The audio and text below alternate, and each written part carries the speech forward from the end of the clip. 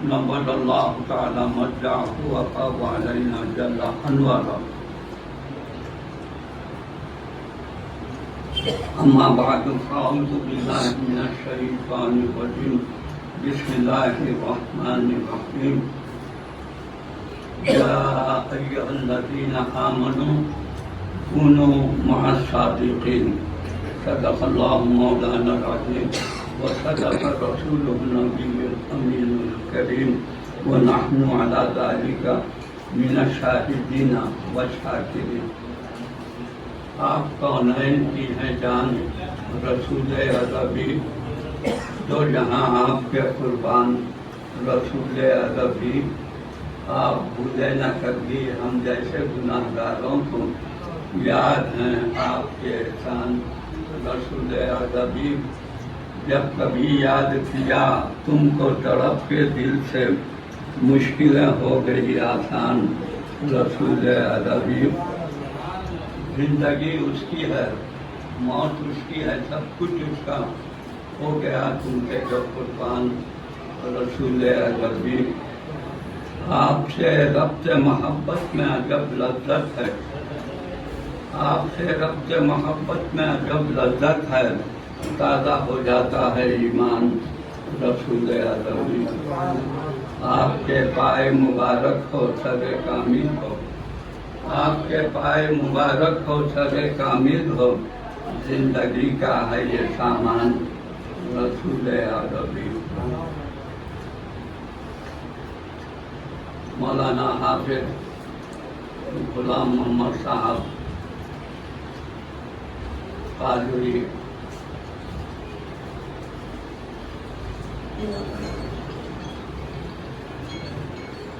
عزیز القدر مولانا صوفی عبدالقادر ثانی قادری چشتی حفیظہ اللہ سجادہ نشین حضرت درگاہ حضرت سلطان الفائزین علیہ رحمت و اور سجادہ نشین حفیظہ اللہ کے برادران محترم، میرے عزیز ساتھیوں، آج سلطان الفائزین کے عرس مبارک کے موقع پر آج سندل مبارک کا دن ہے. مواعظ حسنہ کا سلسلہ بھی جاری و ساری رہا. مجھے بھی تبرکن تیممن کچھ باتیں آپ کی خدمت میں عرض کرنی ہے. یہ سلطان الفائزین سابق میں یہاں جو حیدرآباد دکن میں علماء و مشائخ گزرے ہیں، ان میں سلطان الفائزین کا بھی بہت اونچا مقام ہے. ان کے جو مواعظ ہوا کرتے تھے، اس کو دیکھ کر اس دور کے جو دانشور حضرات، تعلیم یافتہ حضرات جو بھی تھے، انہوں نے حضرت شاہ عبدالقادر راز المعروف سلطان الفائزین کا خطاب دیا. یعنی فائزین کے سلطان بادشاہ. کیا تھا معاملہ؟ یہ فائزین کرام 2-3 گھنٹے بولتے تھے.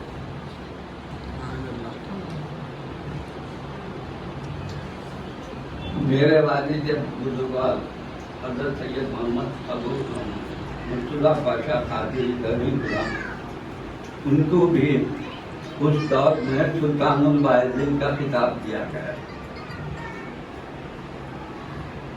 2-2 3-3 گھنٹے بولتے تھے.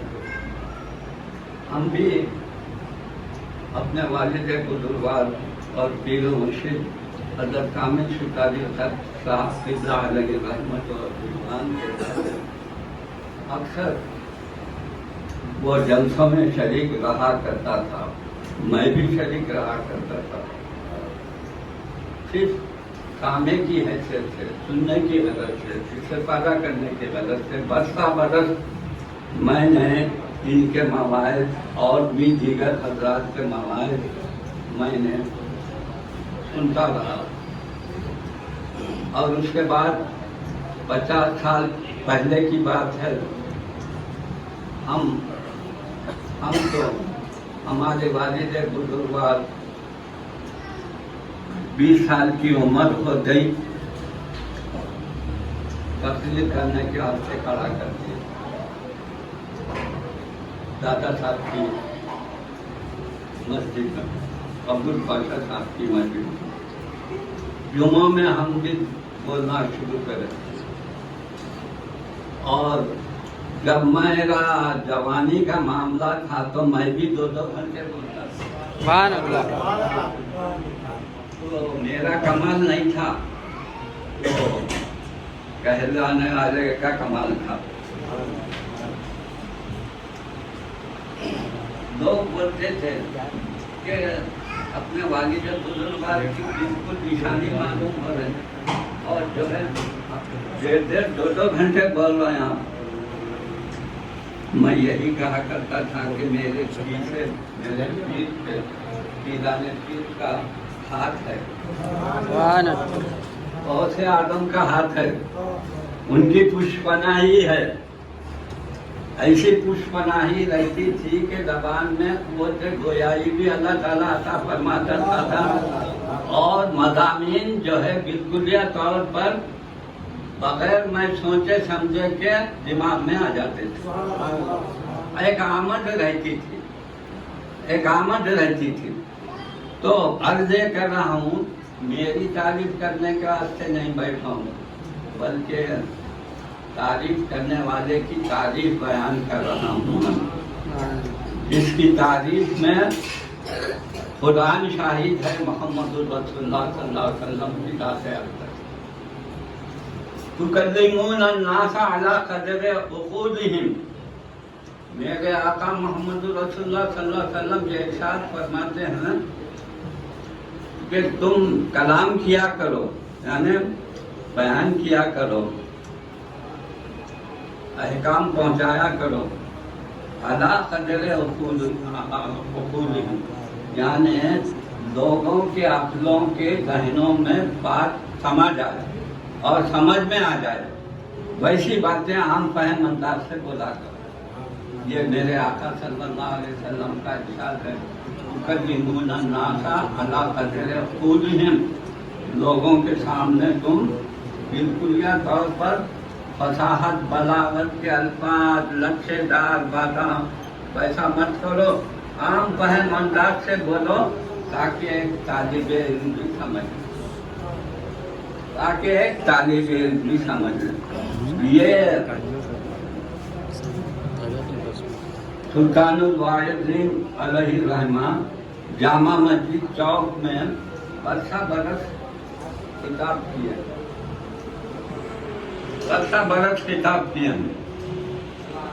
عثمان علی خان کے زمانے میں اللہ ملکہ ہم بولتے تھے. اب یہ بولنا چاہتے ہیں بولتے ہیں کہ اللہ ان کو ان کی قبر میں جزائے خیر عطا فرمائے، ان کے درجات کو بلند فرمائے. انہوں نے محکمہ بنایا تھا امور مذہبی کا. اس امور مذہبی کے تحت جو ایسے اچھے لوگ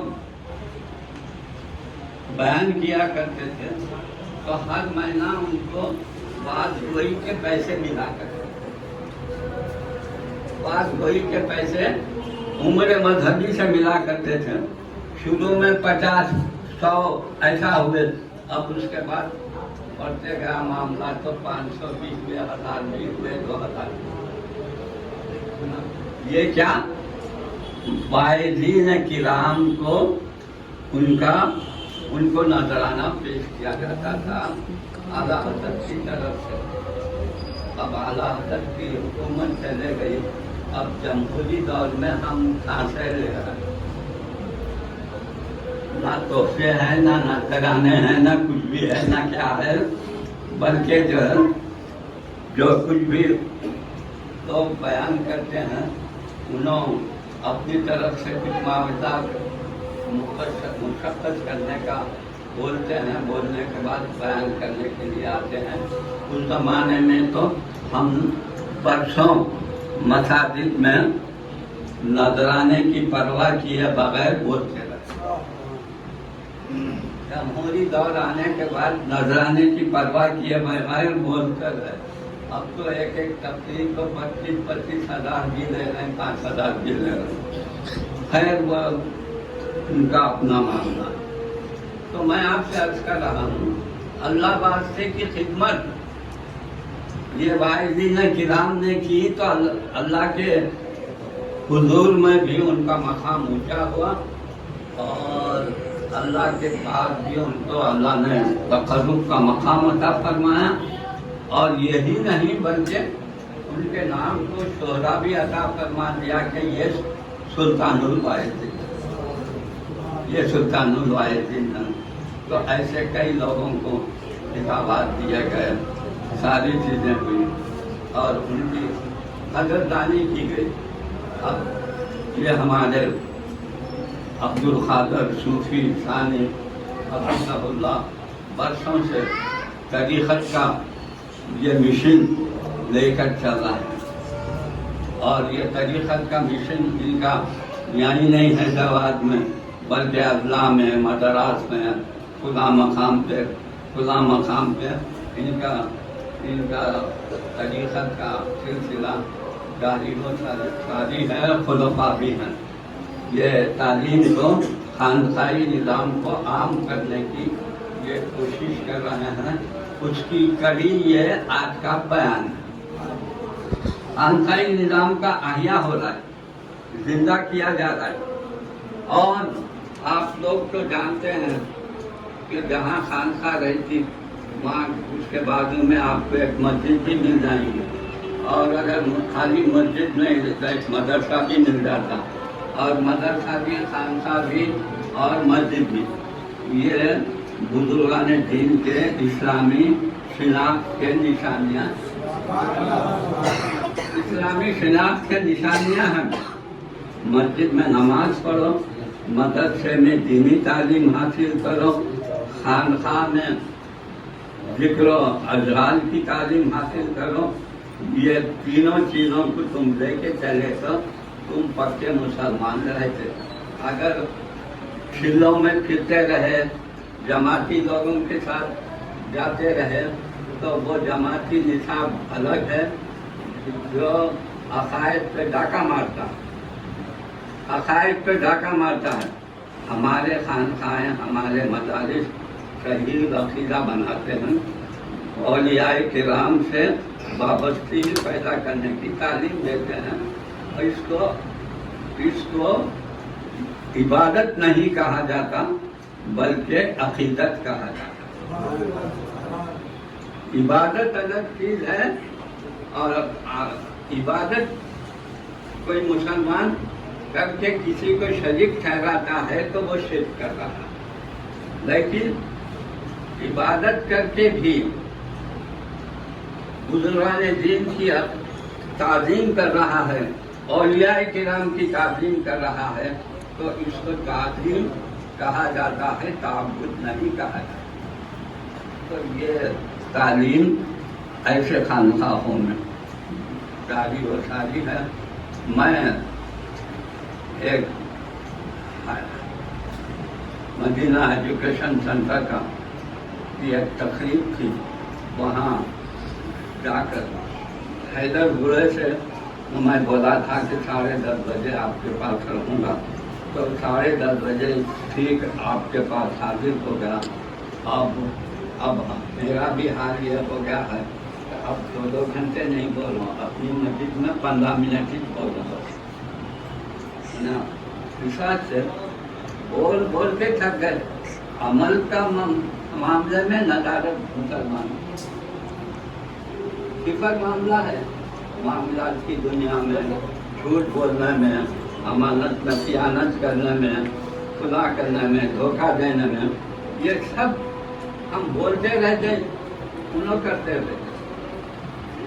یہ ایسا معاملہ چل رہا ہے. اس وقت سے اب طبیعت تھک گئی, بولنے لگا وما علینا الا البلاغ, پہنچا دینا ہمارا کام ہے, عمل کرنا اللہ کی توفیق سے ہے. عمل سے اللہ کی توفیق سے ہے. تو میں تبرکاً تیمماً حضرت سلطان الوالدین کے ذکر شریف میں کچھ باتیں آپ لوگوں کی خدمت میں عرض کرتی ہیں.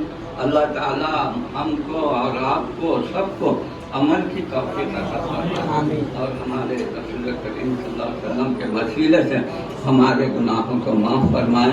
حقوق اللہ اور حقوق العباد کی توفیق عطا فرمائے. اپنے اور اپنے حبیب پاک کی سب کی محبت عطا فرمائے. اہل بیت اطہار کی محبت ہمارے دلوں میں جو جاگ گزری ہے اس میں اضافہ فرمائے. جو بے اولاد ہیں ان کو اولاد صالحہ عطا فرمائے اور جو اولاد والے ہیں ان کے اولاد کو نیک بنائے. دنیا سیکھنے کی توفیق عطا فرمائے. مسلمانوں کے گھروں میں جو بیاہی لڑکیاں بیٹھی ہیں ان کی شادیوں کا انتظام صحیح کرنا چاہیے. اے پروردگار جتنے مرحومین ہیں ان کی مغفرت فرما دیجیے. سب کو جنت میں اعلیٰ مقام عطا فرمائیے. ہمارے عبدالقادر صاحب رات علیہ رحمہ اور ان کے جانشین حضرت محمد شاہ عبدالرزاق صاحب خادم اور ان کے پوتے صوفی عبدالقادر قادری حفیظ اللہ اور سب کو سب کے فیضان سے سب کو مالا مال فرمائے اور ہماری دعاؤں کو قبول فرمائے. اور جتنے مرحومین ہیں ان کی مغفرت فرما دیں. جنت میں اعلیٰ مقام ان کو عطا فرمائے. ہم کو اسلام پر قائم رکھ, ایمان پر قائم رکھ. اے پروردگار ہم یہی دعا کرتے ہیں کہ اللہم بلغنا المطالب وثقل لنا المصائب بحرمت سیدنا علی بن ابی طالب رضی اللہ تعالیٰ عنہ کرم اللہ تعالیٰ وجہ لقمصۃ نطفی بها حر الوباء الحاتمہ المصطفیٰ والمرتضی واللہما والفاطمہ. الہی بحرمت حضرت شیخ بھی معروف کرتی نگہداری ضیافت ہائے کرتی کہ دربان علی موسیٰ رضا بود ہمیشہ با خدا با مصطفیٰ بود.